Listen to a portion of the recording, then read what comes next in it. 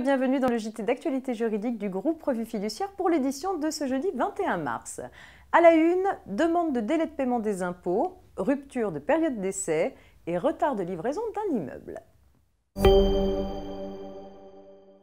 On ouvre ce JT avec la demande de délai de paiement des impôts. Comme vous le savez, plusieurs mesures d'aide et d'accompagnement ont été mises en place par le gouvernement en faveur des artisans et commerçants impactés par le mouvement des Gilets jaunes. Sur le plan fiscal, ces professionnels peuvent notamment solliciter un remboursement accéléré de leur crédit d'impôt.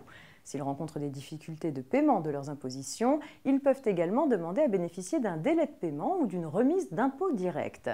Pour faciliter une telle démarche, la DGFiP a mis en ligne un modèle de demande à adresser au service des impôts des entreprises compétents. L'entreprise doit notamment y mentionner les éléments justifiant sa demande, telle une baisse de chiffre d'affaires ou une dégradation de sa trésorerie. Une petite histoire de rupture de période d'essai à présent. Dans cette affaire, un employeur avait à 2 reprises envoyé aux salariés des lettres lui notifiant la rupture de sa période d'essai, tout en ayant ensuite envoyé des courriers pour annuler la rupture.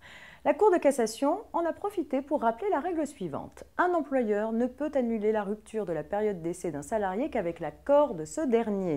En l'absence d'un tel accord, la rupture prononcée peut être contestée par le salarié. Et on termine avec une affaire de retard de livraison d'un immeuble. Se plaignant d'un retard de livraison, l'acquéreur d'un immeuble demande en justice réparation au promoteur. Ce dernier s'y oppose. Il justifie son retard de livraison par les retards de paiement imputables à l'acquéreur. La Cour d'appel estime que ces retards de paiement sont déjà sanctionnés par l'application des pénalités de retard prévues par le contrat. Par conséquent, le promoteur ne peut s'en prévaloir pour suspendre l'exécution de sa propre prestation.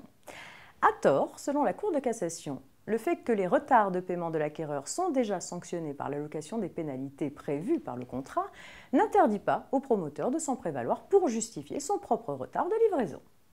Fin de ce JT, excellente journée et à demain.